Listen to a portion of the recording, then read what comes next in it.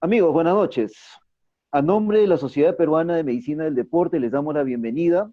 Eh, Tenemos nuestro webinar esta noche con autorizaciones del uso terapéutico por el doctor Víctor Carpio y lesiones acromioclaviculares. Agradecemos mucho a Teva, Laboratorio Teva, por su auspicio. Justamente ahora nuestros auspiciadores nos van a dar un mensaje. Adelante, Teva.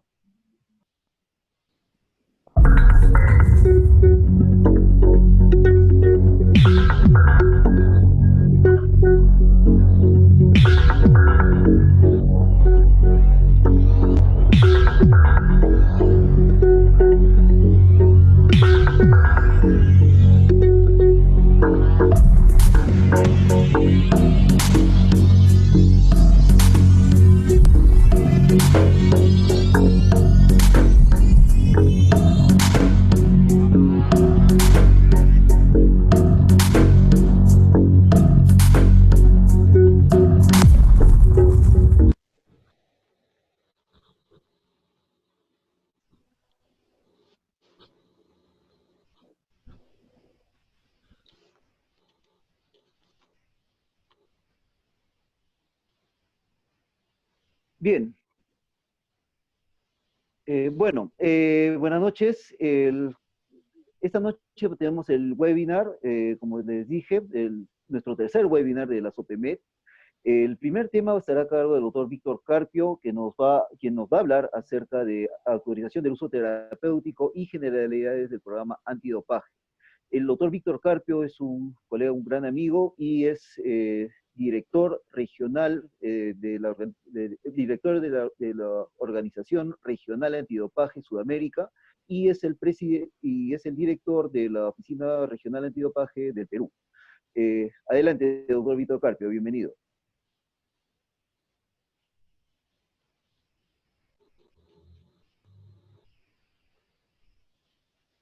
Doctor Carpio, su audio, por favor, no lo escuchamos.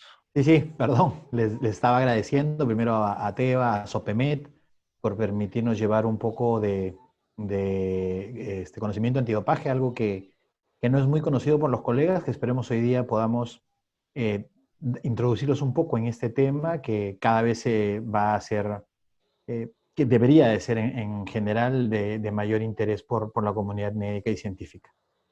Voy a hacer una exposición de lo más rápida y dinámica posible para no cansarlos. Voy a compartir la pantalla. Un momento.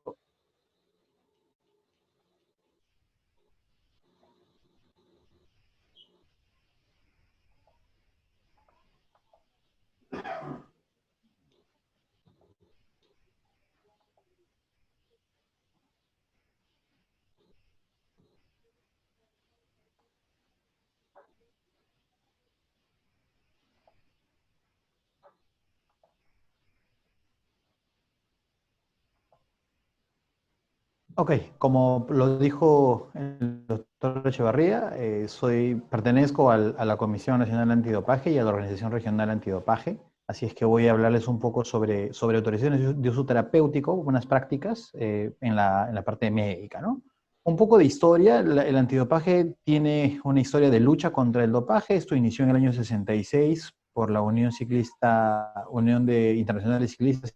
Fueron los primeros en hacer controles. El COI luego asume una política antidopaje. En el año 99 el COI, que es el Comité Olímpico Internacional, crea la Agencia Mundial Antidopaje. En el 2003 los gobiernos firman el Tratado de la UNESCO, por lo cual nos convierte en un país dentro de esta convención y tenemos la obligación de gobierno de hacer lucha contra el dopaje en el deporte.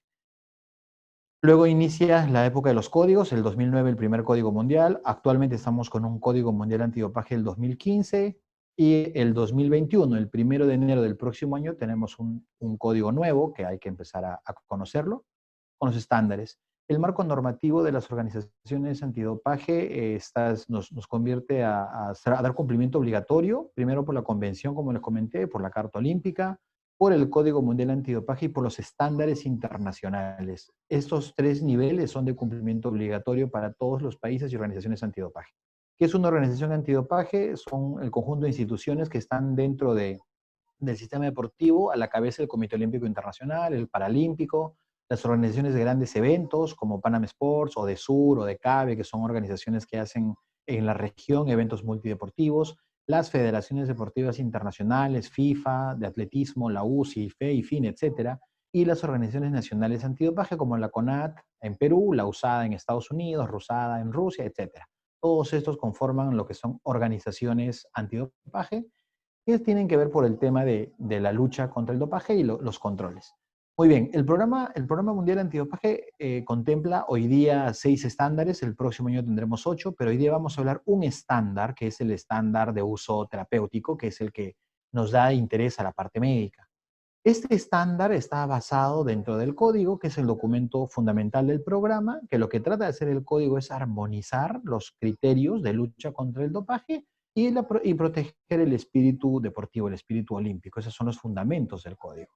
Bueno, la AUTE y el juego limpio. La AUTE es un proceso, la autorización de uso terapéutico es un proceso que se crea para asegurar que los deportistas con condiciones de enfermedad puedan realizar práctica deportiva competitiva. La AUTE no debe de dar una ventaja al deportista y la gran preocupación que se tiene es que se utilice a la autorización de uso terapéutico como una forma de hacer trampa. Hay muchos malos colegas y malos deportistas que podrían utilizar esta herramienta para generar ventaja competitiva y provocar trampa. Se fundamenta básicamente en que esto es un derecho del deportista. Primero, que el AUTE autoriza a utilizar sustancias y métodos prohibidos por razones estrictamente terapéuticas. Las organizaciones antidopaje son las responsables de gestionar toda esta información, incluyendo la confidencialidad de la información, que es muy importante, ya que entenderán que una autorización de uso terapéutico va a contener mucha información médica de nuestros deportistas y eso tiene que guardar toda la reglamentación, tanto nacional como internacional. A nivel nacional, recuerden ustedes que hay una ley de protección de datos del paciente y la relación médico-paciente, y a nivel internacional existe el estándar de confidencialidad de la información y tratamiento adecuado de datos personales. Así que tenemos 2 normas que cumplir ahí. Entonces, la AUTE son autorizaciones para utilizar sustancias y métodos que están incluidos en la lista de prohibiciones, y algunos deportistas tienen condiciones médicas legítimas, por lo tanto, tenemos que darles estas autorizaciones. Una AUTE, las características que debe tener es que se debería de pedir por lo menos 30 días antes. Algo importante, lo autorizan únicamente médicos especialistas según el diagnóstico. Eso hay que tenerlo muy en claro, ¿no? Cualquier médico puede dar una AUTE. Si eres asmático, pues tendrás que ir al neumólogo. Si tienes un problema cardiovascular, tendrás que ir al cardiólogo y así. Dependiendo de cada diagnóstico, es que el médico puede otorgar la autorización de uso terapéutico. Importante que recordemos que se tienen que presentar todos los sustentos para poder generar esta autorización. Es un proceso que puede ser apelable y también tenemos casos de AUTES retroactivas, es decir, solicitarla después de haber utilizado la sustancia en casos de emergencia o en el caso de la pandemia en la que tenemos hoy día, con la que estamos viviendo. Las condiciones para otorgar una AUTE son 4 condiciones. La primera es que es necesaria para tratar una condición aguda o crónica, es decir, te va a llevar a un nivel de salud con lo cual puedas competir en igualdad de condiciones. La segunda es que la sustancia o el método no debe producir mejora en el rendimiento físico. Esto es muy importante.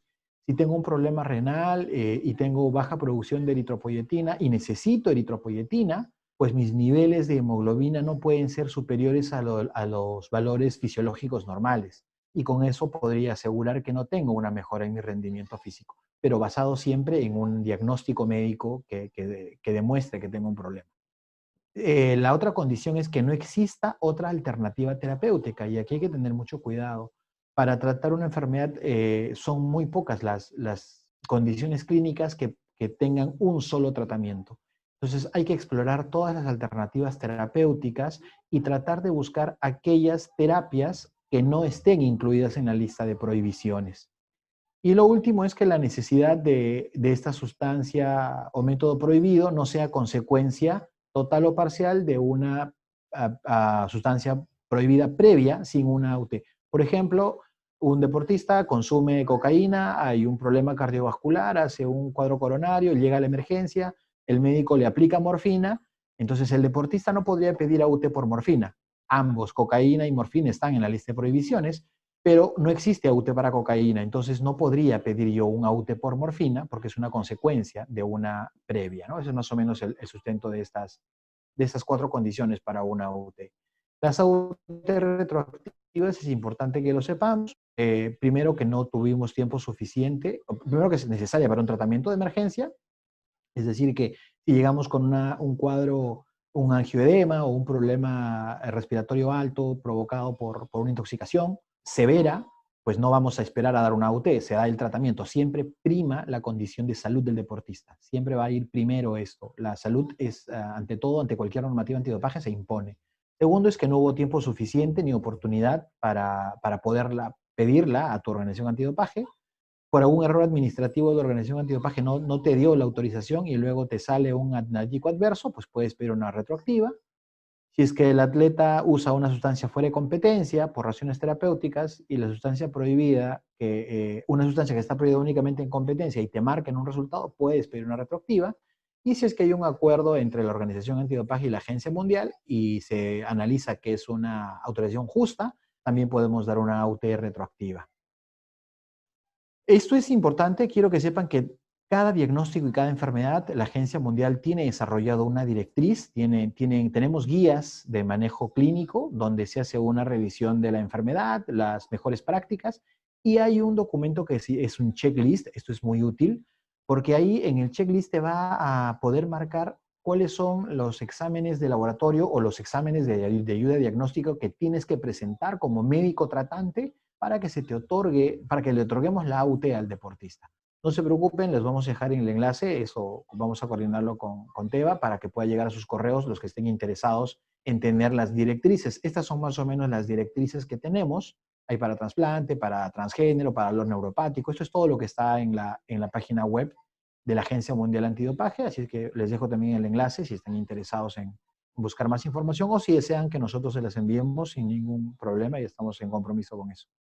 Esto quiere decir que para cada enfermedad hay un checklist y que para cada checklist debería haber un cumplimiento de documentos. ¿Dónde es que se va a volcar toda esta información? Esto se vuelca en un formulario de solicitud de autorización de uso terapéutico. ¿Quién tiene que manejar este documento? Es el deportista.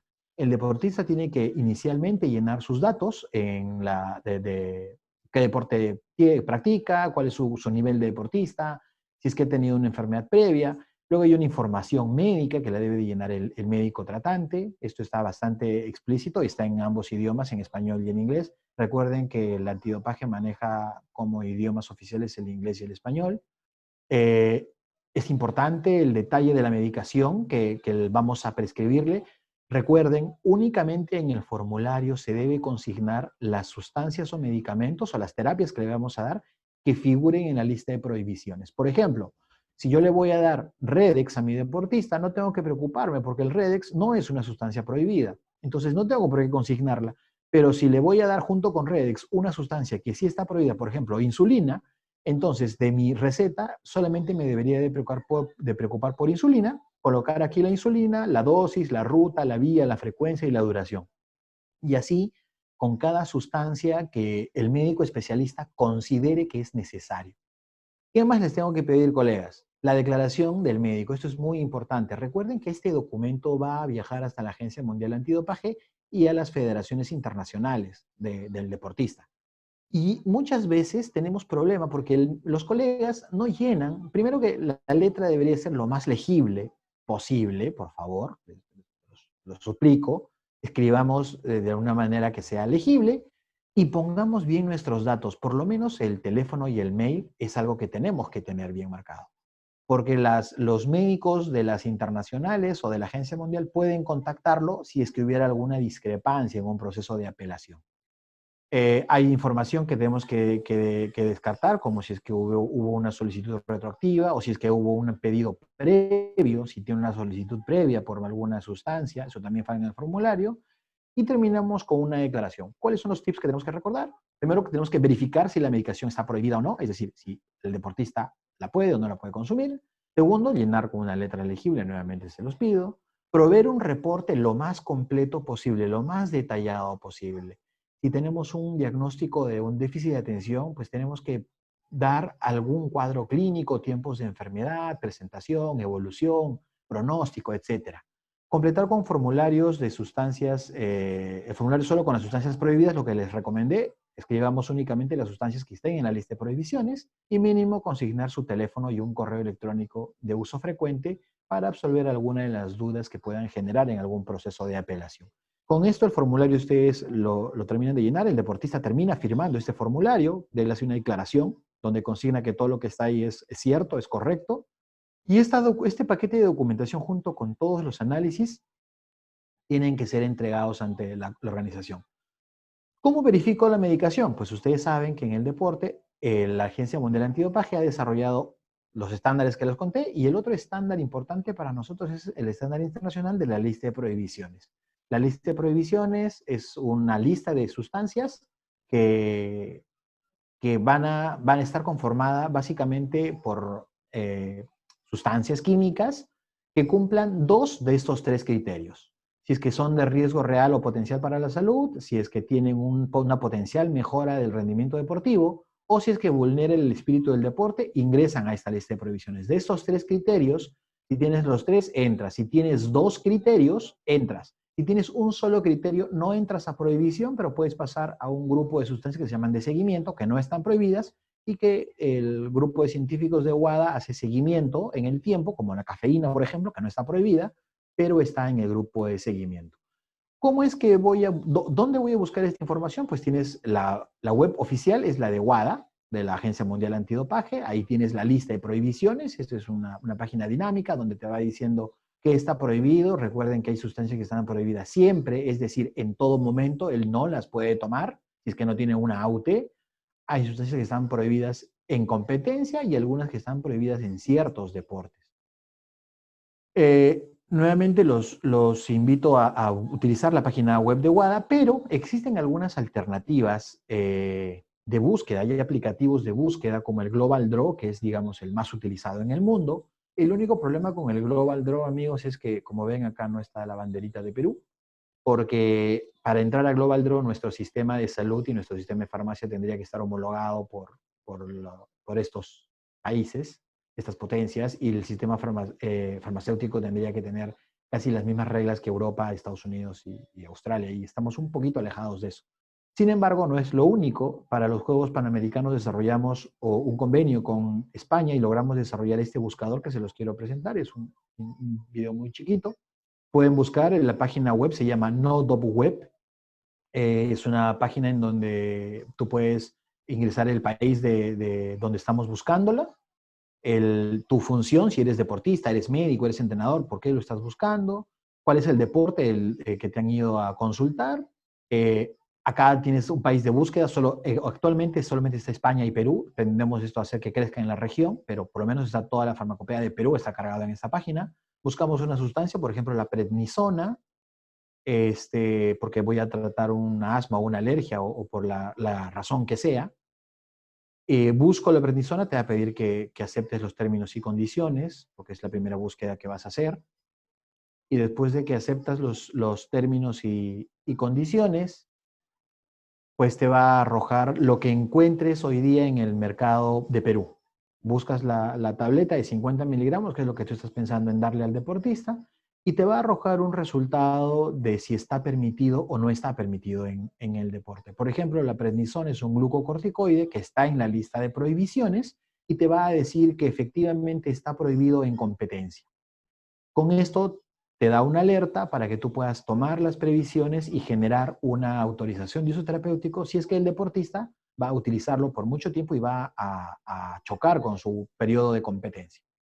Existe otro aplicativo, o sea, el mismo aplicativo, pero en móvil, el celular, que es el NoDopApp, tiene el mismo principio. Lo voy a tratar de que pase esto más rápido. Igual tienes el buscador, ingresas la sustancia, por ejemplo, te quieren dar testosterona, cosa que no deberíamos dar, porque eso es un anabólico y eso está prohibido en el deporte, pero lo importante es que te da la alerta que está prohibido su uso en todo momento, te da explicaciones, te da el tipo de sustancia, que el agente, y tiene la misma lógica que el buscador web, solo que esto es para que lo lleves en tu celular. Esto se lo recomendamos a los deportistas y a ustedes también para que lo tengan. Igual tienes el país de búsqueda, España y Perú, esperemos tener más países pronto. Y esta es una buena herramienta hoy día para nosotros. Una vez que tienes este formulario, les comentaba, El envío del formulario es responsabilidad del deportista. El formulario en físico lo deben enviar a la oficina de la CONAD, que es en el Estadio Nacional, y en formato electrónico a los correos que estamos detallando con el asunto solicitud de AUT, y con esto podemos garantizar que vamos a darle una gestión a ese documento. Si el deportista es de nivel nacional, esto como información general, aplica a la AUT ante la Comisión de Autorización de Uso Terapéutico de la Organización Nacional Antidopaje, y esta comisión, que está hoy día compuesta por 3 médicos independientes, no trabajan para el Estado, ni trabajan para el IPD, ni para la CONAT, son independientes de práctica privada, pueden tomar la decisión de aprobarla o de negarla. Si es que la niegan, el atleta puede apelar.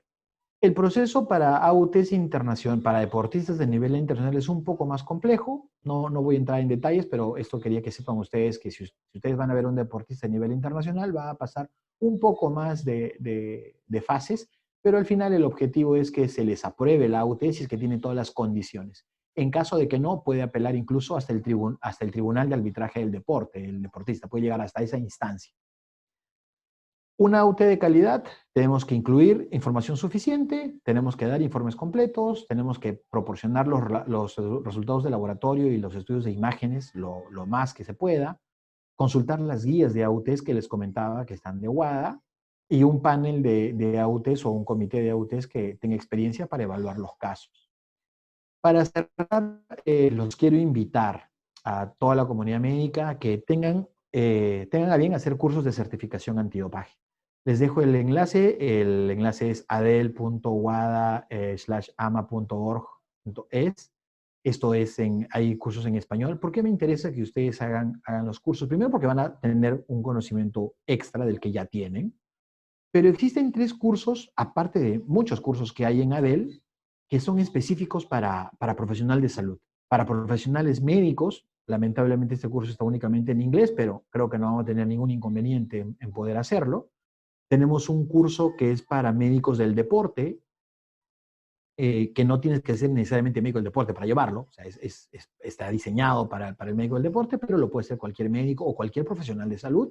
Este curso sí lo hicimos para los Juegos Panamericanos, logramos traducirlo al español, y es el que la mayoría que todos los médicos que han estado en Juegos lo han tenido que hacer.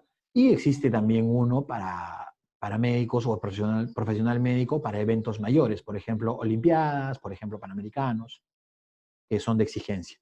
Cuando tú haces estos cursos, obviamente tienes que tener un premio, y tu premio es una certificación antidopaje que viene desde WADA, firmada por el presidente de la World Anti-Doping Agency, que te da un tiempo de duración, acaba de salir tu nombre, y esto forma parte de tu legajo porque le vas a dar tranquilidad a los deportistas federados y a los deportistas no federados que no quieran doparse y que quieran cuidar.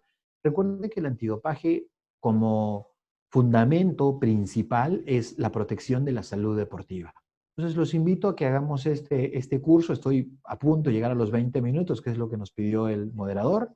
Les agradezco a la Sociedad Peruana de Medicina y Deporte. Dejo mi contacto unos segundos si es que quieren contactarme para cualquier tema antidopaje. Encantado de poder ayudarlos. Dejo de compartir y misión cumplida con los 20 minutos. Julio, gracias. Muchísimas gracias, doctor Víctor Carpio. Excelente tema, sumamente interesante. Todas las preguntas, por favor, las escriben al chat. Al final vamos a hacer las preguntas con el doctor Víctor Carpio y con el doctor Néstor Alarcón. A continuación, toca presentar con mucho gusto y con mucho orgullo al doctor Néstor Alarcón. Es un gran amigo, nos conocemos de hace años. El doctor Néstor Alarcón es médico asistente de cirugía ortopédica y traumatología del Hospital Edgardo Rebagliati. Además ha sido médico consultor para las federaciones peruanas de voleibol y de judo, ha operado a muchos de los atletas que han regresado a competir, y es médico de planta de la Clínica San Gabriel. Doctor Néstor Alarcón nos va a hablar sobre las lesiones acromioclaviculares. Sin más preámbulo, doctor Néstor Alarcón, adelante. Gracias, Julio. Es un gusto. Bueno, gracias también a la Sociedad Peruana de Medicina del Deporte por la invitación. Es un gusto poder compartir con ustedes algo de la experiencia que tenemos en lesiones. Permítanme un momentito compartir mi pantalla. Listo, se ve, ¿correcto? ¿Se ve? ¿Me escuchan? Sí, se ve y se te escuchamos, Néstor, adelante. Listo. Muchas gracias. Bueno, nuevamente muchas gracias a la Sociedad Peruana de Medicina y Deporte. Gracias, Julito. Es un gusto poder compartir unos minutos de un tema que a veces en el contexto de los traumatólogos suele abordarse de un modo un poco tangencial. Sin embargo, este tema, estas lesiones encierran detrás una complejidad mayor. Bueno, empecemos. Un recuerdo anatómico, básicamente de artrosis. En esta articulación vamos a encontrar un meniscoide, un tejido fibrocartilaginoso, y luego de eventos traumáticos, este tejido a una degradación de esta articulación. Sin embargo, en las luxaciones acromioclaviculares, básicamente estamos hablando de la disrupción de los ligamentos córacoclaviculares, que son dos, y los acromioclaviculares. Tenemos los estabilizadores dinámicos que conocemos todos, que todo es la masa muscular del trapecio, que es un gran músculo, como lo vemos ahí, tiene inserciones posteriores y anteriores, el deltoides y el pectoral mayor. La incidencia de las lesiones acromioclaviculares representa aproximadamente el 9% de todas las lesiones de la cintura escapular, es más frecuente alrededor de la segunda década de la vida, está muy asociada se realiza fundamentalmente en un volumen alto de lesiones deportivas. La relación hombre-mujer es más o menos de 8,5 a 1, y hay una estadística de la Liga Nacional de Fútbol Americano en donde estas lesiones representan el 30% de todas las lesiones de hombros. Es una cifra que es bastante considerable. Este cuadro nos ilustra lo anterior. La incidencia es mucho mayor después de la segunda década de la vida y hasta la cuarta. El mecanismo es básicamente, son dos: una contusión directa con el brazo en aducción, o una conducción indirecta con el brazo en abducción, como se ve en la segunda imagen. Y de lo que estamos hablando es básicamente de esto, ¿no? La disrupción de los ligamentos coracoclaviculares, ¿no? Desde la apófisis coracoides, y de los ligamentos acromioclaviculares, ¿no? No siempre vamos a observar esto. Cuando vemos esto luego de un trauma, es evidente que algo está pasando. A veces hay luxaciones que según el grado de afectación, no son tan evidentes, y por lo tanto el examen físico y la palpación es muy importante aquí. Este gráfico es básicamente para ilustrar algo muy importante que a veces se confunde un poco, y no es que la clavícula, como se ve acá, se asciende. La clavícula no se asciende, ¿no?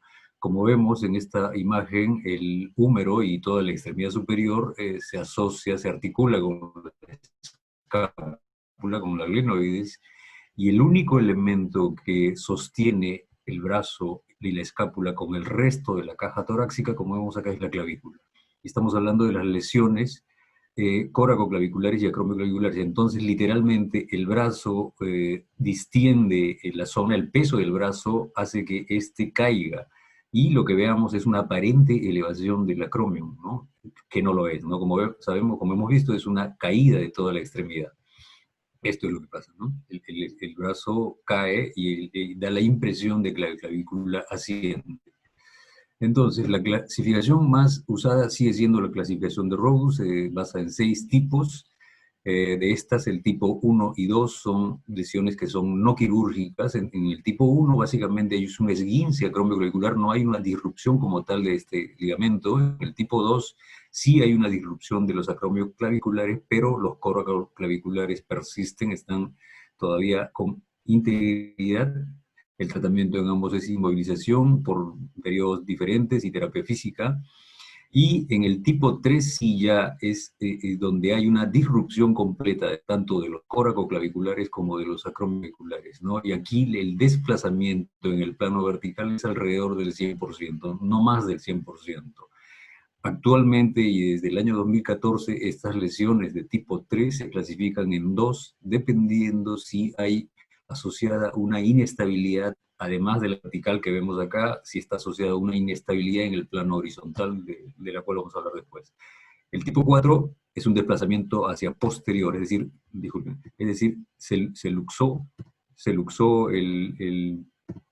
la clavícula, pero se ha desplazado hacia posterior, ¿no? Y el tipo 5 es un desplazamiento que supera el 100% del diámetro, del ancho de la clavícula. Perdón, disculpen. ¿sí? Entonces el tipo 5 es quirúrgico, el tipo 6 es infrecuente, pero implica un desplazamiento de la clavícula hacia inferior. Ambos, el 5 y el 6, son quirúrgicas también. La frecuencia, afortunadamente, más frecuentes son las de grado 1, 2 y 3. La evaluación clínica, como les comenté, es muy útil el examen físico. Si hay una lesión, como en la imagen de la izquierda, si el paciente realiza una contracción refleja antálgica de la extremidad lesionada, este desplazamiento puede ser inadvertido, puede ser visualizado como de menor grado. Por lo tanto, el examen físico y sobre todo las radiografías son los que nos van a ayudar a determinar el tipo específico de luxación. Y en estas tenemos varias incidencias, la anteroposterior estricta, que puede ser comparativa, axilar, y las otras incidencias, ¿no? Como vemos acá, esta es una luxación de clavícula, y aquí vemos que hay un desplazamiento de más o menos el 100% de la longitud del grosor de la clavícula hacia distal, ¿no? Esta es una AP estricta de hombro, y como vemos acá, podemos apreciar que la clavícula tiende a superponerse a la base del acromion. Es decir, si esta fuera una luxación de menor grado, probablemente puede pasar inadvertida. Y entonces aquí nos ayuda la incidencia Zanca. La incidencia Zanca tiene la particularidad de que el rayo del haz, la incidencia del haz es de inferior a su superior en más o menos 15 a 20 grados. Y con ello evitamos la superposición de la clavícula con la base del acromion. Y si evaluamos comparativamente, vemos acá, por ejemplo, no hay superposición y hay una perfecta congruencia de la región acromioclavicular, lo cual no pasa en el lado derecho, ¿no? Por tanto, estamos hablando en este caso de una luxación de tercer grado. Las radiografías en estrés son también fundamentales porque nos permiten discriminar un desplazamiento de tercer grado versus un desplazamiento del quinto grado. O sea, si hay un desplazamiento grosero y el paciente permanece en una posición antálgica al realizar una contractura refleja de toda la musculatura escapular, puede impresionarnos que esta no es una luxación de tipo 5, sino de tipo 3, y el tratamiento podría variar. Y se recomienda entonces hacer una radiografía con estrés, es decir, amarrar en la muñeca un peso de aproximadamente 4.5 kilos. ¿Y por qué amarrar? Porque si el paciente sostiene el peso, hace una prensión del peso, puede contraer involuntariamente toda la masa muscular de la extremidad y darnos una falsa imagen, ¿no? Puede contraer y elevar involuntariamente toda la extremidad. La incidencia de Basmania es lo que se está usando actualmente bastante para discriminar los dos tipos diferentes de lesiones de tercer grado, ¿no? Como les decía, las lesiones de tercer grado A, pese a que son luxaciones en el plano vertical, no tienen un desplazamiento en el plano horizontal. Eso es lo que las diferencia de las lesiones del grado B. ¿Y cómo lo vamos a ver radiográficamente? La incidencia de Basmania, Alexander nos sirve para eso. Tenemos una radiografía, digamos, en posición normal en este caso, el chasis va delante del paciente paralelo a la clavícula y el haz viene por detrás. Se le pide al paciente que haga una aducción por delante del tórax, como en este caso, y lo que va a pasar si hay una inestabilidad horizontal asociada a la inestabilidad vertical es que vamos a encontrar una superposición del extremo distal de la clavícula respecto del extremo acromial, ¿no? Entonces aquí estamos hablando de que hay una inestabilidad en el plano vertical y una inestabilidad en el plano horizontal, lo cual en este caso significa que es una lesión de tercer grado B y que obviamente el tratamiento es quirúrgico aquí de inicio. Esto es para ilustrar lo anterior. Cuando hay inestabilidad en el plano horizontal, lo que va a pasar es que la escápula rota interno. Al rotar interno, lo que vamos a ver es la prominencia del borde medial de la escápula, como se ve acá, ¿no? Esto obviamente refleja un cierto grado de disquinesia escapular que debe ser detectado para brindar el tratamiento correcto en este tipo de lesiones, ¿no? Nuevamente, esta es una incidencia frontal convencional. Podríamos considerar que esta es una lesión de grado 3. Sin embargo, la incidencia de Zanca nos permite diferenciar notoriamente al ir de inferior a superior si es que hay luxación o no y compararla con el lado contralateral. La incidencia axilar es importante también, sin embargo, no es tan práctico usarlo porque en el evento agudo es muy difícil pedirle al paciente que haga una abducción por el dolor que va a implicar esto, ¿no? Y esta es la incidencia Basmania que debemos recordar para diferenciar las grados 3A y 3B.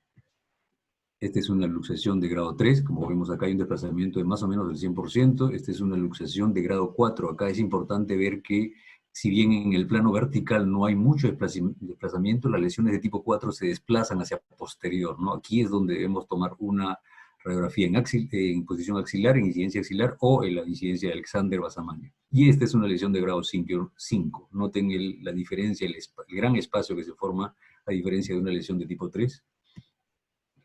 Esta es una incidencia axilar, como vemos acá. Ahí hay una aparente continuidad en el plano horizontal, de tanto del extremo distal de la clavícula con el acromion, y esta es una incidencia en donde sí hay un desplazamiento hacia posterior, o sea, esta es una lesión, una luxación de tipo 4, hay un desplazamiento posterior del extremo distal de la clavícula. Siempre debemos recordar si existen o no lesiones asociadas, pueden haber fracturas asociadas, y también evaluar, sobre todo en el contexto de los atletas, si existen lesiones asociadas de partes blandas, o sea, del manguito rotador, o lesiones de SLAP, lesiones de la porción larga del bíceps. Esto debe ser evaluado tanto clínicamente como con los estudios de imágenes respectivos. En cuanto al tratamiento, este es el tratamiento histórico que prácticamente no se usa ahora. Antes se fijaban con 2 clavos y se utilizaban como soporte algunos cerclajes. Esto se reporta que esto está asociado a altos índices de infección, desplazamiento de los clavos, pérdida y reducción. Esto actualmente casi no se usa. El tornillo de Bosworth, que consiste en la fijación a través de un tornillo del extremo distal de la clavícula coracoides, se usa bastante en un hospital de Lima, se sigue usando. Sin embargo, este sistema está asociado a tasas de fallas de alrededor del 32%, y también necesariamente hay que retirar el tornillo una vez que se logre la estabilidad acromioclavicular a partir del segundo o el tercer mes, o sea, implican 2 cirugías, ¿no? Lo cual no es práctico en el contexto sobre todo de un atleta. La placa de gancho es un sistema novedoso que tiene utilidades específicas, también se usa y se basa en el soporte hacia el acromion inferior de una base metálica sostenida en la clavícula con tornillos. Tiene usos específicos en fracturas y luxaciones, en luxaciones con fracturas asociadas. No la usamos mucho. Esa es la imagen radiográfica de una reducción con esa placa. Está asociado a tasas de complicaciones cercanas al 11%, pérdida de reducción alrededor del 12%, puesto que implica una segunda cirugía para retirar el implante. La cirugía abierta es la opción que también se usaba y actualmente se usa todavía, pero esta imagen es básicamente para ilustrarles lo que representa la agresión a la masa muscular, en este caso de un atleta o de una persona cualquiera. Es una agresión importante sobre los músculos y las estructuras anatómicas dinámicas del paciente, por lo cual ahora la fijación de elección es la cirugía artroscópica. Como vemos acá, a diferencia de los anteriores, los cortes son pequeños. La ventaja de la artroscopía es que podemos ingresar a la articulación y podemos visualizar si existen o no. Los implantes que se usan no son necesarios retirarlos, y digamos, actualmente es el tratamiento de elección. Este es el sistema de elección, se llama fijación suspensoria. Se utilizan metálicos en la clavícula y en el coracoides, sostenidos por una estructura de alta resistencia o una banda también sintética, que, como les decía, lo que más se está usando ahora. Consiste en taladrar, perforar un orificio en la clavícula distal y en el coracoides, pasar las suturas y bloquearlas con ese sistema metálico de botones. Esta es la imagen en una cirugía en vivo, artroscópica. Estamos aquí en el coracoides inferior, hemos hecho la perforación del botón metálico, se sucede el citado hacia superior, y vemos cómo se fija el botón metálico. Actualmente también, y dependiendo de la condición de la lesión, se puede hacer esta cirugía con suplementación biológica, es decir, aumentando, además de este sistema, tendones para suplementar la reparación. En este caso tenemos un botón con las suturas de alta resistencia y se suplementa la fijación con tendones, ¿no? Que pueden ser aloinjertos o autoinjertos. Este es más o menos el esquema de cómo se hace esto, el sistema de fijación suspensoria y la adición de una suplementación biológica. Hay mucha variabilidad en cuanto a la forma en la que debe ser colocado esto. Hay algunos que prefieren hacer otros orificios en la clavícula distal y pasarlos a través de ellos. Otros como en este caso los ponen circunferencialmente, y otros los extienden hacia el acromio, ¿no? En esto sí no hay un consenso aceptado por todos, hay mucha variabilidad. Lo concreto es que el tratamiento de elección ahora es fijación al coracoides suspensoria con elementos tipo botón, tipo trenzas o cualquier otro parecido, ¿no? Este es un algoritmo que nos va a ayudar a decidir el tratamiento. Una vez diagnosticada la injuria, tenemos que hacer la evaluación clínica y radiológica. Como sabemos, lesiones de grado 1 y 2 son no quirúrgicas, lesiones 4, 5 y 6 son quirúrgicas. Nuestro dilema son las lesiones de tipo 3. El tratamiento debe ser individualizado, hay que ver el tipo de paciente o el tipo de deporte también que practica el paciente. Si optamos por un tratamiento no quirúrgico, se recomienda una evaluación clínica y radiológica a partir de la tercera semana. Y en la tercera semana vemos si hay dolor persistente o está asociado a disquinesia escapular. La recomendación es una radiografía Alexander, que ya vimos, en donde el brazo se cruza por la parte anterior del tórax. Si existe una superposición de la clavícula distal, estamos en una lesión de grado 3B y por lo tanto este paciente es de necesidad quirúrgica. Si no hay superposición en la incidencia de Alexander, y el paciente puede continuar con el tratamiento no quirúrgico, ¿no? Este es básicamente el aporte de la incidencia de Alexander en el seguimiento de estas lesiones. Entonces, el manejo no quirúrgico, históricamente en las lesiones de grado 1 y 2, sin embargo, hay series en las que reportan seguimientos a largo plazo, y en este caso a 6 años se encontró que 9 pacientes, 27% de la muestra, requirió cirugía y dolor. En otras series, porcentajes importantes como 30% y 42% de los pacientes tratados no quirúrgicamente con lesiones de grado 1 y 2 presentaron dolor, crujido y cierto grado de inestabilidad. ¿Y esto por qué? La respuesta es porque, no habiendo ruptura de los coracoclaviculares, se lesiona el meniscoide en la articulación acromioclavicular, y esto lleva a degeneración de la articulación, lo cual puede ser una causa de dolor tardío en estas lesiones, ¿no? Este es una imagen radiográfica de una artrosis acromioclavicular en estos casos. Entonces, ¿cuál es el objetivo? El objetivo es retornar al paciente al nivel previo de actividad. Entonces, tenemos que preguntarnos, ¿la articulación acromioclavicular va a ser capaz de ejercer esta función? Y para esto debemos maximizar la estabilidad dinámica. O sea, esta es una articulación y por lo tanto hay movimiento acá. Debemos lograr que sea estable, pero que a la vez sea dinámica. Y tenemos que apoyarnos en el soporte que los músculos de la cintura escapular le van a permitir a esta articulación, y obviamente evitando la degeneración de la articulación acromioclavicular. Existen muchos protocolos de rehabilitación y de regreso y de retorno a la actividad deportiva. La mayoría inciden en lo mismo. En la primera etapa, básicamente eliminar el dolor, el uso del cabestrillo. En la segunda etapa recuperamos el rango de movilidad progresivamente. En la tercera etapa continuamos, y aquí es donde tenemos que lograr la estabilidad dinámica de la región, como les mencioné hace un momento, y al final el entrenamiento específico para el deporte.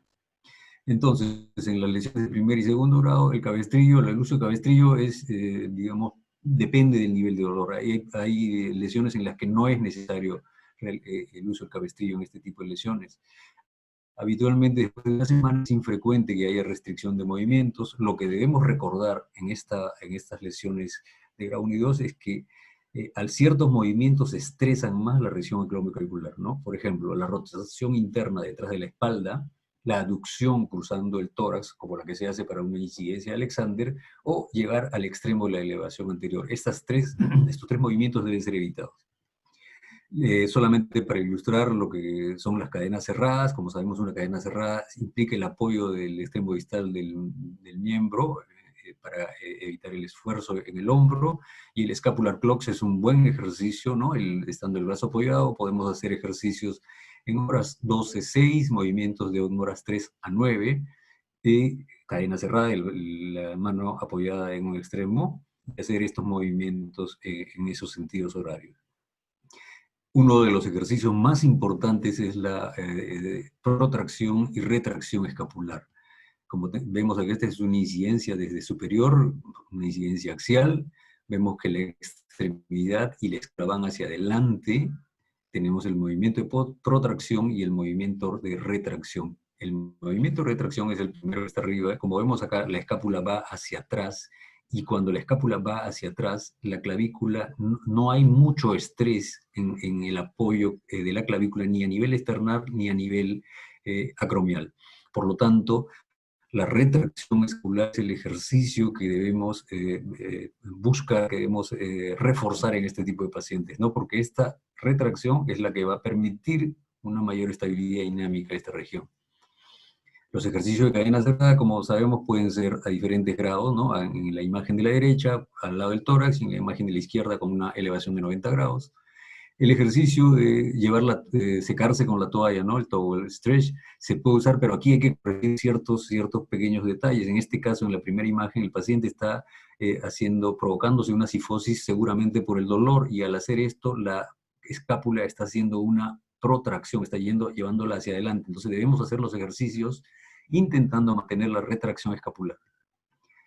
Luego pasamos a los ejercicios de cadena abierta progresivamente, y esto es básicamente para ilustrar, digamos, el apoyo del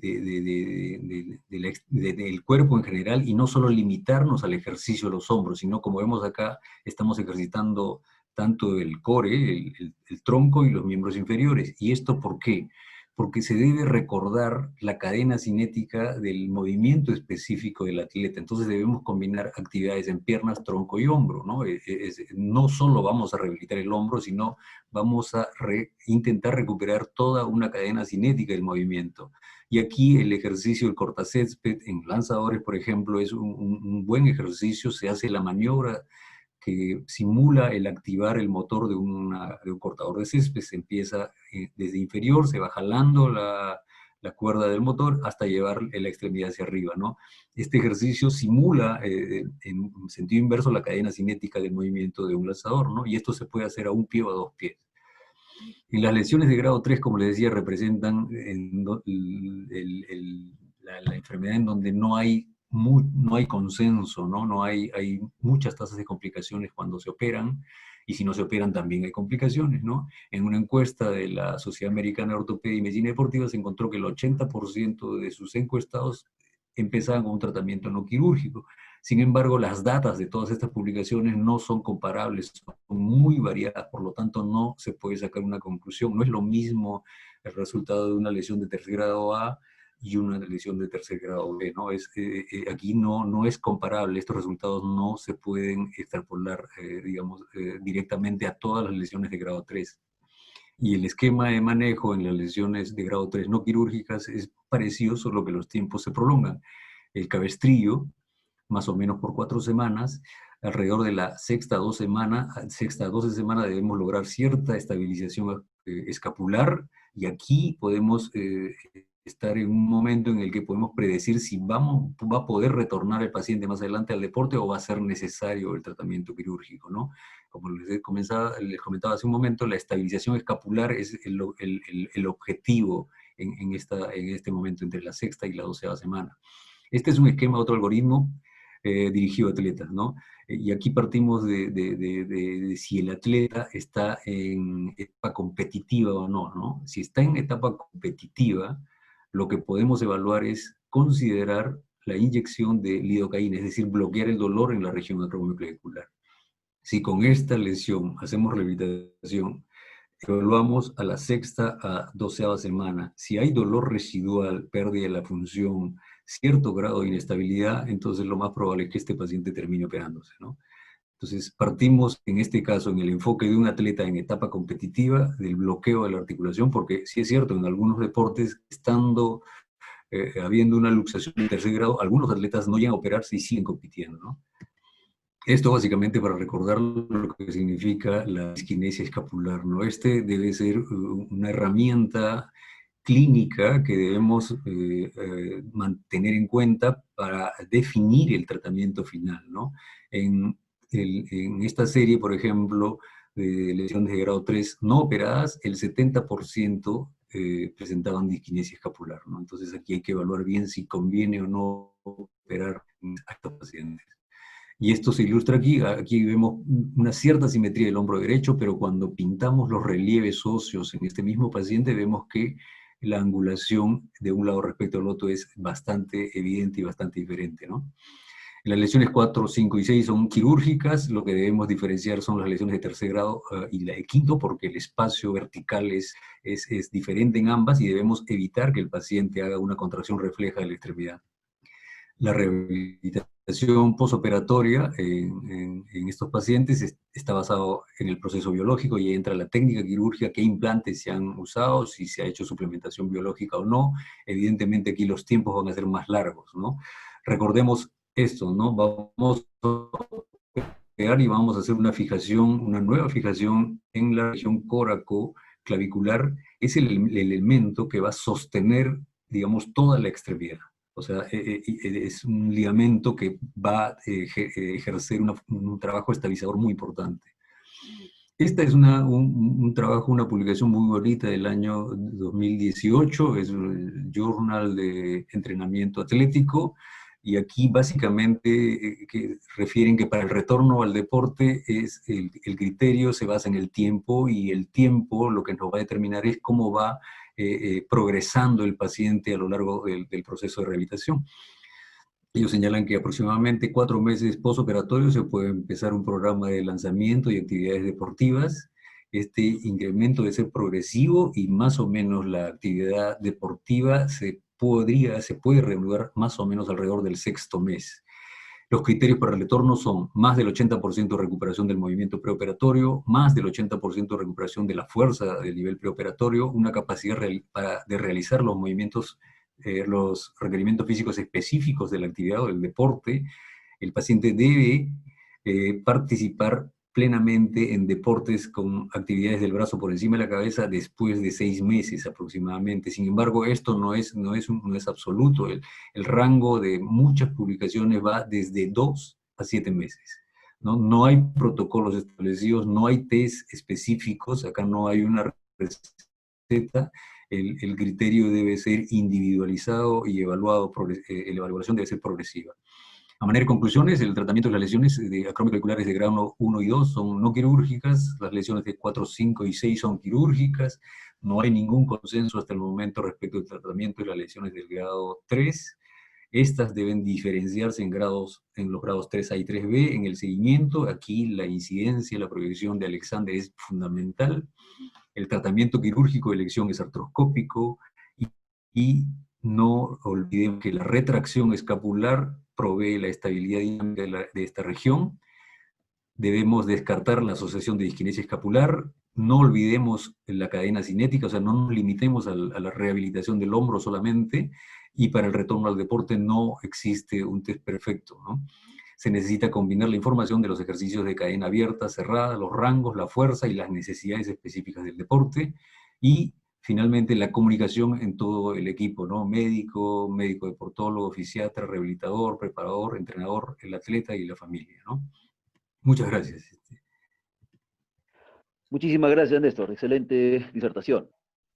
Bien, tenemos algunas cuantas preguntas de los participantes, de los asistentes, pero primero quiero poner un escenario y una pregunta para ambos ponentes. Digamos, mitad de temporada, varios partidos pendientes en rugby, uno de los jugadores sufre una caída y tiene una lesión acromioclavicular de 2º grado. Los 2 siguientes partidos, 1 semana y 2 semanas después, son sumamente importantes para su entrenador, lo considera indispensable para el equipo. Pregunta, doctor Carpio, si en este escenario la infiltración intraarticular de corticosteroides requiere el uso de una autorización de uso terapéutico o no, y 2, ¿qué grupo de analgésicos debemos tener cuidado que podrían estar en la lista prohibida? Gracias Julio por la pregunta. Primero, lo que se tiene que hacer es que el deportista sea evaluado por el médico especialista, quien va a determinar la mejor terapia. Si al final la indicación es glucocorticosteroides y el deportista va a entrar en una etapa de competencia, asegurando siempre su salud deportiva, lo que tiene que hacer es presentar una autorización de uso terapéutico, una solicitud, como lo explicamos, porque la vía en la que estamos utilizando sí es una vía prohibida. Los glucocorticosteroides tienen peculiaridades. Únicamente están prohibidos cuando es uso oral, intramuscular o endovenoso, y rectal. Todas las Discúlpame, demás Víctor. vías no Víctor, están discúlpame. prohibidas. Aló, Víctor, discúlpame. Dije intraarticular. Ah, perdón, te escuché intramuscular. Perfecto, Perdón, intraarticular. no hay problema. No, o sea, la vía, como les decía, únicamente es vía oral, vía intramuscular, endovenosa o rectal. Son las vías por las cuales los corticosteroides requieren una autorización de uso terapéutico. Sí hay que tener cuidado nuevamente con que la infiltración llegue al espacio intraarticular. Ha ocurrido en algunos casos, en deportes, en fútbol sobre todo, que se usa con mucha frecuencia, que en el intento de hacer una infiltración intraarticular terminan dejando corticoide fuera de la articulación. Esto pasa a torrente sanguíneo y termina marcando al deportista en un control antidoping. Entonces, siempre la técnica debe ser lo más prolija posible y estar seguros de que hemos dejado el corticoide dentro de la articulación. Esa sería la única recomendación. Y la segunda pregunta, y la pregunta que viene a continuación es, ¿qué grupo de analgésicos debemos tener particular cuidado? Ok, todos los corticosteroides, con las vías que habíamos dicho, analgésicos tipos opioides, algunos opioides están en la lista de prohibiciones, no todos. El tramal, por ejemplo, hoy día no está en la lista de prohibiciones, la codeína tampoco, pero morfina y sus derivados semisintéticos están en la lista de prohibiciones. Ningún antiinflamatorio no esteroideo está en la lista de prohibiciones, así que tenemos, digamos, la tranquilidad de que los antiinflamatorios no esteroideos de cualquier grupo, podemos utilizarlos siempre bajo las recomendaciones y las indicaciones del médico tratante, ¿no? Muchas gracias. Relajantes musculares tampoco, para cerrar un poco, porque muchas veces utilizamos estas asociaciones de antiinflamatorios con relajantes musculares. Los relajantes musculares tampoco están dentro de la lista de prohibiciones. Excelente, muchas gracias, Víctor. Néstor, en este mismo escenario, mismo paciente, tiene una lesión acromioclavicular de segundo grado. Se constata que está estable entre los parámetros que has mencionado. ¿Qué riesgos habría de ponerlo al atleta a jugar a la semana, sabiendo que se le puede manejar el dolor con los medios farmacológicos que hablamos, infiltración local y analgésicos no prohibidos? ¿Qué riesgos habría para el paciente? Yo creo que ahí lo que debemos contextualizar es el tipo específico de deporte, ¿no? No es lo mismo... ¿Perdón? Rugby en este caso, rugby. El rugby. El rugby está dentro de los deportes de colisión. Actualmente se discrimina deportes de contacto, deportes de colisión o deportes de no contacto. Es un deporte de colisión, uno de los deportes en donde más lesiones de hombro hay. Si es un atleta y alguien indispensable para el logro de un objetivo, lo más probable es que lo infiltremos, pero a largo plazo es posible que la articulación acromioclavicular termine degenerándose, ¿no? Tenemos, bueno, en el fútbol hay varios casos conocidos por todos, muchos jugadores que han sido infiltrados, ¿no? Hoy en día, por ejemplo, si no me equivoco, Batistuta tiene prótesis en los tobillos, ¿no? O sea, el atleta seguramente sí vamos a hacer que compita y de repente va a lograr su performance habitual. Sin embargo, a largo plazo lo más probable es que esa articulación no dure tanto como debe durar, ¿no? Sí, sí. Me auno a esa respuesta, Julio, perdón, que solamente un tema, y lo sabes también tú que has acompañado a delegaciones, y es importante el rol del médico tratante cuando le tiene que decir al atleta que no va a participar porque arriesga una futura competición. Y es muy importante que entendamos cada deporte porque va a depender de la siguiente competencia. Tal vez el deportista va o el propio entrenador va a querer que compita por una necesidad de ganar un partido, pero luego a un mes tienes una final que es mucho más importante y terminas arriesgándolo y pierdes al final una mejor oportunidad de poder recuperarlo a este deportista, ¿no? Nada más para cuando viajamos acompañando. Excelente, muchas gracias por la aclaración. Sí, por ejemplo... Adelante, Néstor, sí. Un dato importante ahí, pero es otro tema, ¿no? Falcao, el colombiano, le operan el ligamento cruzado anterior. Al sexto mes estaba entre jugar el Mundial o no. Él decidió no jugar el Mundial y se perdió el Mundial, ¿no? 6 meses después de haber sido operado el ligamento cruzado anterior. O sea, mucho depende ahí de la decisión del entrenador, del atleta, de la familia, ¿no? Porque estamos hablando del pronóstico a largo plazo de una articulación, ¿no? Es una decisión en conjunto, que no debe tomar, no una persona debe tomarla, sino todos en conjunto, todas las partes interesadas, atleta, entrenador, médico, sobre todo, en la opinión nuestra es la que influye bastante. Bien, tenemos preguntas ahora. El Así es. doctor Tapia, Nielsen Tapia, paz presidente, uno de los paz presidentes de la sociedad. La autorización de uso retroactivo, ¿cuál es el procedimiento y cuándo se puede presentar? ¿Hasta cuándo se puede presentar el retroactivo? Muy bien, saludos a Nielsen, un gran amigo, excelente profesional. Las AUTES retroactivas tienen ciertas condiciones que le habíamos hablado en la conferencia. Básicamente es cuando por una cosa excepcional tuviste que darle una sustancia prohibida porque estaba en riesgo la salud del deportista, una emergencia médica, o porque no tuvo la posibilidad de poder gestionarla en un tiempo de una manera adecuada. Actualmente el estándar que tenemos hoy día te da 72 horas como plazo para poder presentarla, pero el 1 de enero del 2021 nos va a dar hasta 10 días de plazo. En realidad, lo que se recomienda siempre es que primero salir de la emergencia. Una vez que esté estable el deportista, pueda iniciar su trámite de autorización de uso terapéutico. Por una sencilla razón, no vamos a ir a controlar a un deportista que esté convaleciente. Va a ser ese tipo de controles no son habituales y no ocurren. Y tienes todo el sustento para poder demostrar que utilizaste una sustancia bajo prescripción médica. El proceso es el mismo, se envía la documentación a la Comisión Nacional, nosotros lo enviamos al panel de autorizaciones de uso terapéutico y aplicas a una retroactiva y se te otorga para el uso de esa sustancia.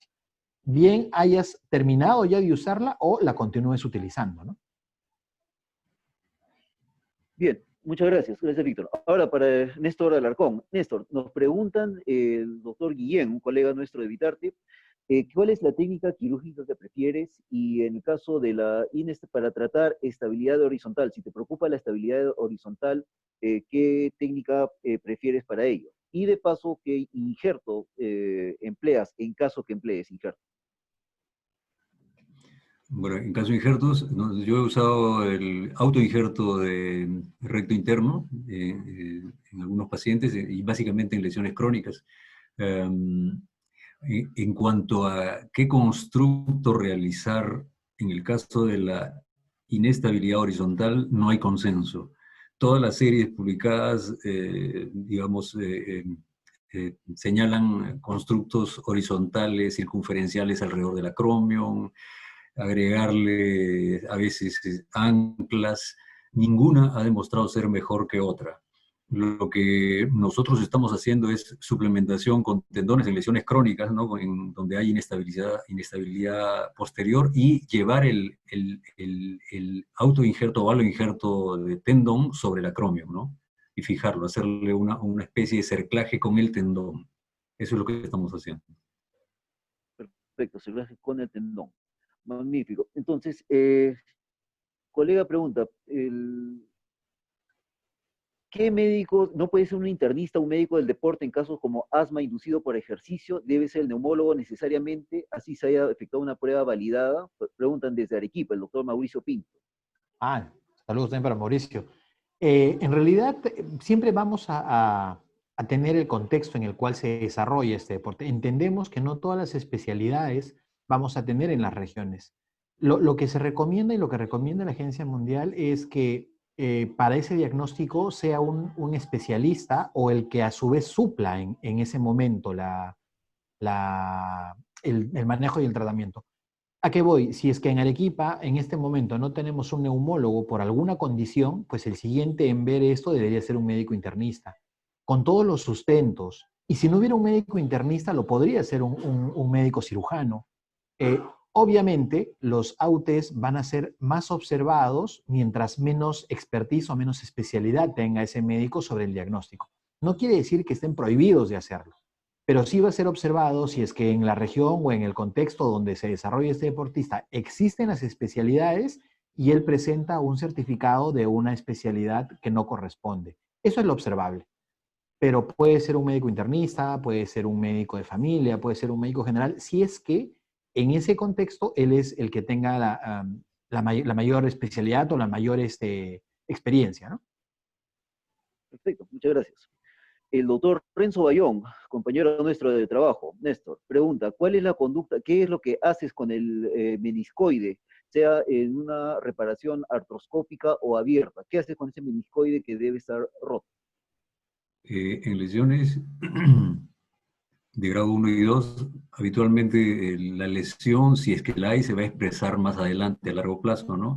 En esos casos, si hay un dolor, o sea, si estamos seguros de que el dolor residual corresponde a la región acromioclavicular, en realidad no es tan complicado, es relativamente sencillo hacer una resección de la clavícula distal vía artroscópica, ¿no? Donde no vamos a dañar mucho las estructuras dinámicas musculares del hombro, ¿no? En las lesiones ya, donde grado 3 para adelante, nosotros no hacemos ningún gesto con el menisco, ¿no? O sea, fijamos, hacemos la fijación al coracoides, no hacemos ningún gesto. De hecho, hay muchos pacientes posoperados en donde vemos una artrosis de grado 3 a veces y no les duele. Esto hay que evaluarlo individualmente, ¿no? Sin embargo, si estamos seguros, como les repito, de que el dolor corresponde estrictamente a la región acromioclavicular y esta está degenerada, la resección es relativamente sencilla, ¿no? Aquí a veces estamos en el contexto de otras lesiones, ¿no? Entonces, por eso hay que identificar que sea esa la causa del dolor residual, ¿no? Porque si pasó desapercibido una lesión del manguito rotador o una lesión de SLAP, entonces tenemos que actuar sobre la causa de ese dolor residual y estar seguros que efectivamente que es solamente el meniscoide, ¿no? Perfecto, muchas gracias. Víctor, nos preguntan, el atleta que usa suplementos dice que solamente usó proteína y ¿cómo se llama? Y de casualidad le presentó, tuvo un resultado analítico adverso en al momento de hacerle un control antidopaje. Puede presentar una autorización de uso terapéutico, No. puede decir no supe, no sabía, lo compré en la farmacia, me dijeron, ¿qué opinión te merece? Bajo la normativa antidopaje es bueno saber que los suplementos no tienen una prescripción médica, no tienen un sustento y un respaldo médico. Básicamente un suplemento no es un medicamento, entonces no podría entrar en pedir una autorización de uso terapéutico. Hay que tener cuidado, sabemos que existen suplementos que están contaminados. Siempre la recomendación que se da inicialmente es de no consumirlos, si es que no hay digamos, un soporte nutricional de un experto en nutrición, o sea, un nutricionista junto con el médico del equipo o el médico de la federación, que pueda dar las recomendaciones generales.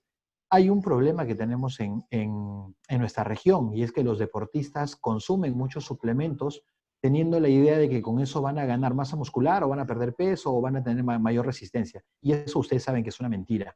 Lo que tenemos que hacer es tener una buena evaluación nutricional, antropométrica, un buen control biomédico y sobre esa base, de acuerdo a la necesidad, puedes tú indicar la ergosuplementación. No hay, si es que el deportista consume un suplemento que está contaminado, va a tener que ser sancionado, no porque quiso doparse, sino porque no fue lo suficientemente diligente, es decir, no consultó, no preguntó, no buscó en Google, no buscó en ningún aplicativo sobre ese suplemento, porque hay buscadores de suplementos, y lo tomó a ciegas. Esa condición negligente hace en que sea posible de una sanción antidopaje. Y Víctor, la pregunta quizás más importante y más simple. ¿Quién es el único responsable por lo que ingresa al cuerpo del atleta? Es el único responsable y último responsable es el atleta. El deportista es quien tiene que garantizar que lo que entra en su cuerpo no tenga nada prohibido. Obviamente, la diligencia, que es algo que pedimos en antidopaje, pasa por consultar con el especialista. Si no lo tengo, busco a alguien de mi federación. Si no está, no hay nadie de mi federación, busco en internet. Si luego de hacer todas estas búsquedas que tengo que comprobarlas, tengo que demostrarlas en una sanción, digo, oye, yo no fui negligente, yo fui diligente. Mira, busqué en el nodo PAB, en el nodo web, no lo encontré, busqué en Google, acá tengo mi historia de búsquedas y no me salía este producto. El panel de sanciones va a tomar una sanción que tal vez no sea la más alta, pero de que se va a dar alguna sanción que va desde una amonestación hasta una suspensión de 4 años, se va a dar.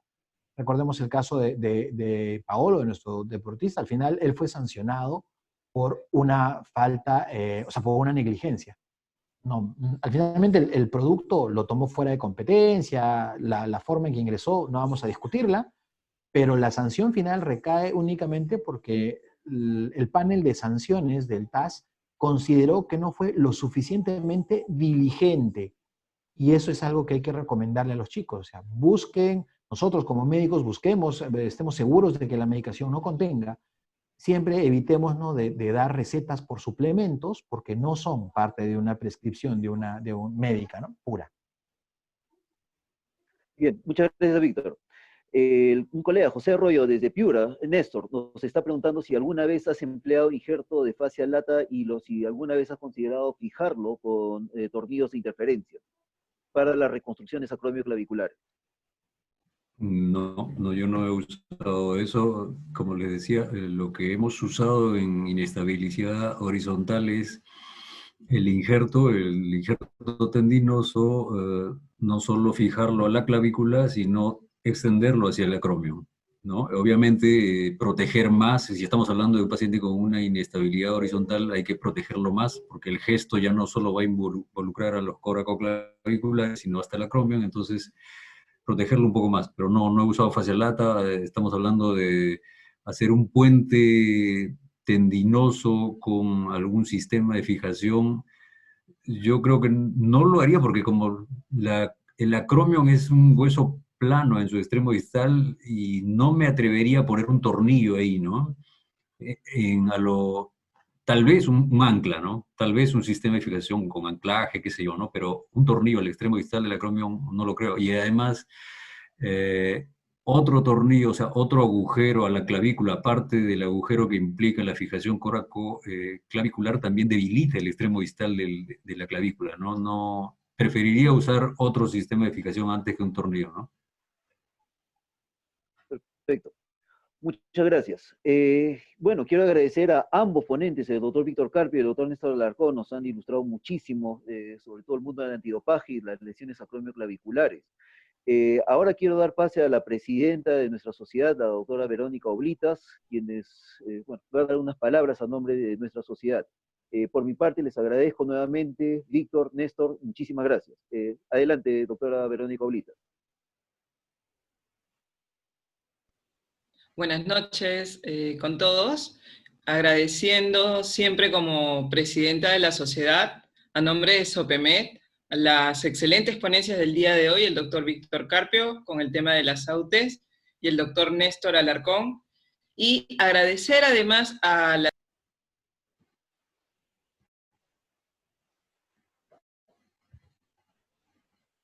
Pero nos quedamos sin audio, por favor.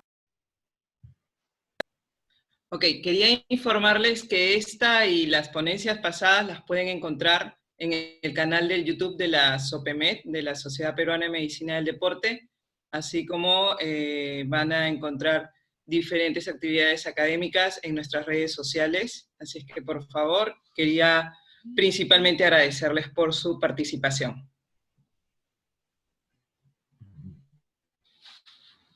Muchas gracias. Bueno, muchísimas gracias a todos, muchísimas gracias al Laboratorio Esteva que nos ha auspiciado y bueno, las charlas van a estar colgadas en el canal de YouTube de la Sociedad Peruana de Medicina del Deporte. Sin más que agregar, muchísimas gracias a todos, manténganse sanos, manténganse activos, hagan actividad física, buenas noches, muchísimas gracias. Buenas noches, muchas gracias. Hasta luego. Gracias a todos, hasta luego.